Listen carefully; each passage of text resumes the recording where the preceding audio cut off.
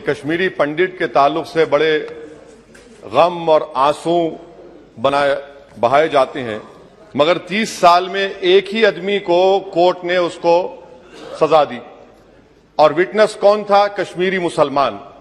और हैरत अफसोस इस बात का है कि 1500 नॉन पंडित हिंदुओं का भी कत्ल हुआ मिलिटेंट्स की तरफ से, मगर उनके बारे में कोई आंसू नहीं बहाया जाता, उनके बारे में कोई पिक्चर नहीं बनती अपनी जेब गर्म करने के लिए। आपने दफा 370 को, आर्टिकल 370 को हटाने के बाद आपने कहा था कि हर मर्ज का इलाज हो जाएगा। मर्ज का इलाज नहीं हुआ, मर्ज बढ़ गया। जो मर्ज नहीं था पहले वो मर्ज बढ़ चुका है।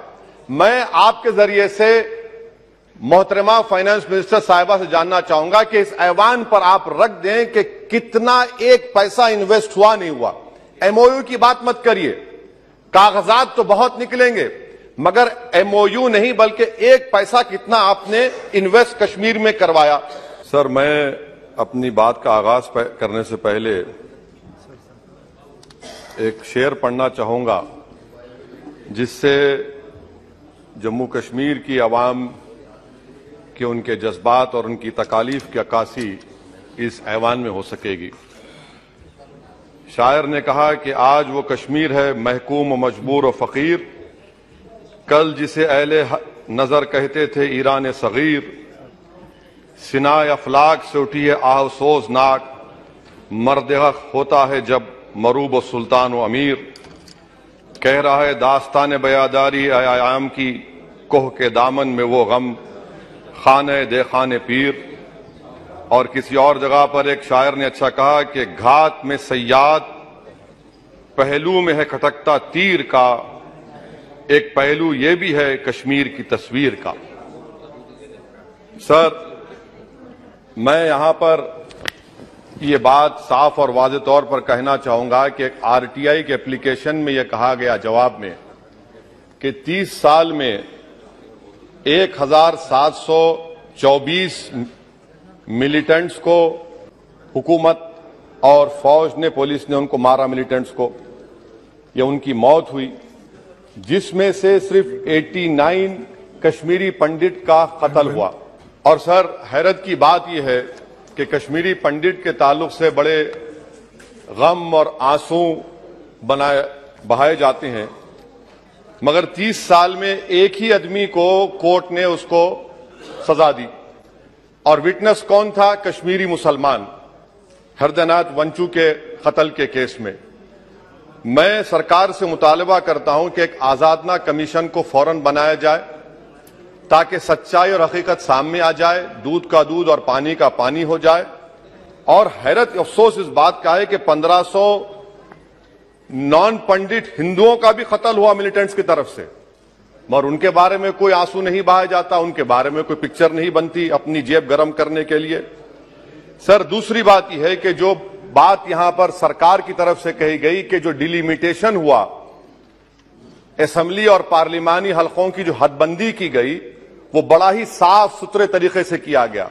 कितना साफ सुथरा था देखिए सर, अनंतनाग को उन्होंने मिला दिया पूंछ और राजौरी से, इतना साफ सुथरा था कि साउथ कश्मीर एक ऐसा इलाका है जो कंप्लीट एथनिकली कश्मीरी है, वहां से आप उसको मिला दिए पूंछ और राजौरी में। अगर दिसंबर में इंतखाबात होंगे तो मुगल रोड तो बंद होगी, तो किसी को आना है तो डोडा, उधमपुर, जम्मू, पूंछ से उसको आना पड़ेगा। कितने डिस्ट्रिक्ट क्रॉस करेंगे? यह आपका साफ सुथरा मुजाहरा है।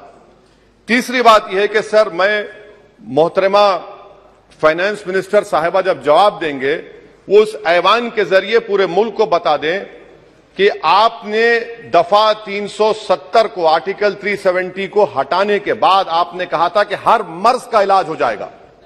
मर्ज का इलाज नहीं हुआ, मर्ज बढ़ गया। जो मर्ज नहीं था पहले वो मर्ज बढ़ चुका है। मैं आपके जरिए से मोहतरमा फाइनेंस मिनिस्टर साहिबा से जानना चाहूंगा कि इस ऐवान पर आप रख दें कि कितना एक पैसा इन्वेस्ट हुआ नहीं हुआ। एमओयू की बात मत करिए, कागजात तो बहुत निकलेंगे, मगर एमओयू नहीं बल्कि एक पैसा कितना आपने इन्वेस्ट कश्मीर में करवाया। दूसरी बात यह है सर, एक तरफ सरकार बोलती है हम प्राइवेटाइज करेंगे पूरे मुल्क में, एलआईसी और सब चीज, मगर यहां पर हॉर्टिकल्चर को पब्लिक सेक्टर अंडरटेकिंग बना दिया गया। जो कश्मीरी अपना सेब बेचता था, आप उसको कह रहे हैं नहीं, अब हम पीएसयू बना दिए हैं। यह आपका साफ सुथरा और आपकी राह दिखाता है। पावर आपका बरकी का, आपने उसको सेंट्रल पीएसयू से जोड़ दिया। तीसरी बात यह सर, आपकी इकोनॉमिक पॉलिसी है क्या फिर कश्मीर के लिए? यहां पर एक पॉलिसी, वहां पर एक पॉलिसी, कौन सी कंटिन्यूएशन है? आप तो यहां पर एक अपना रहे हैं, वहां पर अलग लोग अपना रहे हैं। इसमें कोई इंटीग्रेशन नहीं है सर। फार्मा ट्रेडर्स पर दावे हो गए, रेट पड़ गया। जो सप्लायर्स है उन पर रेट पड़ गया। टोल पोस्ट खत्म कर दिया आपने। 114 राइस मिल बंद करने के दहाने पर आ गए। इसका जवाब नहीं है सही है गलत है। अच्छा सर, फिर आप देखिए कि एक और बात मैं आपके गोशे गुजार करना चाह रहा हूं कि इकोनॉमिक डिपेंडेंस आप इतना कर दे रहे कश्मीरियों के ऊपर। यानी आप कल ये बताएंगे, मैं खत्म कर रहा हूं सर, कल आप ये बताएंगे कि नहीं हमने तो इतना पैसा दिया था। सर कि आप ये इकोनॉमिक पॉलिसी क्या है आपकी? और अनएम्प्लॉयमेंट कितना है सर कश्मीर में आज? अनएम्प्लॉयमेंट सर आज कश्मीर में 7.2% है। ऑल इंडिया पूरे भारत में ज्यादा अनएम्प्लॉयमेंट है। तो 370 निकाल के आपने क्या किया सर? अनएम्प्लॉयमेंट वहां और बढ़ गया। अच्छा सर, ये और एक बात आपसे कर रहा हूं, JKIDC सर, ये JKIDC ऐसा आपने एक शैतान को बना दिया आपने वहां पर, एक शैतान को क्रिएट कर दिया आपने JKIDC को। और जमीन किसी की भी ली जा सकती है, पुलिस साथ रहेगी और उसके फैसले को कोर्ट में चैलेंज नहीं किया जाएगा। ये जमहूरियत है ना, जमहूरियत में गलत फैसलों को कोर्ट में चैलेंज करेंगे, माने जमीन किसकी भी ले लेंगे, पुलिस का ऑफिसर साथ देंगे। तो इसीलिए सर हम ये कहना चाह रहे हैं कि हर एतबार से आपने वहां पर कोई गलत पॉलिसी की और अखलाकी तौर पर, आईनी तौर पर कन्वेंशन जो है, ये बजट को यहां नहीं डिबेट करना चाहिए। इस बजट को तो वहां के मुंतखब शुदा अवामी नुमाइंदों को बहस करनी चाहिए। यहां पार्लियामेंट में बैठकर हम एक जम्मू का कश्मीर का कैसे बजट पास करेंगे? तो गैर अखलाकी बात है, कन्वेंशन के खिलाफ है। और इसको बताता है कि आपका मंशा और मकसद क्या है, कि आप यहां पर कठपुतली की तरह कंट्रोल करना चाह रहे हैं। और क्या कश्मीर में मिलिटेंट्स एक्टिविटी नहीं, लोग नहीं मर रहे वहां पर, सिविलियन कैजुअलिटीज नहीं हो रही, बराबर हो रही है वहां पर। तो इसीलिए सर हम आपसे अपील कर रहे कि आप इन हालात को, इतना खत्म कर रहा हूं सर, इन हालात को देखिए। और कश्मीर की जामा मस्जिद को क्यों नहीं खोलते सर? आप खोलिए ना जामा मस्जिद को, आने दीजिए।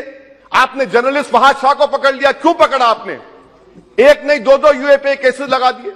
आप बोलते हैं हम दिल और दिमाग को जीतना चाहते हैं। कहां दिल और दिमाग को जीत रहे हैं आप तो वहां पर अपने जोर और जबर की बुनियाद पर जमहूरी तरीके से जो आवाजें उठ रही हैं उनको दबा रहे हैं आप। मैं इसकी मजम्मत करता हूं सर। और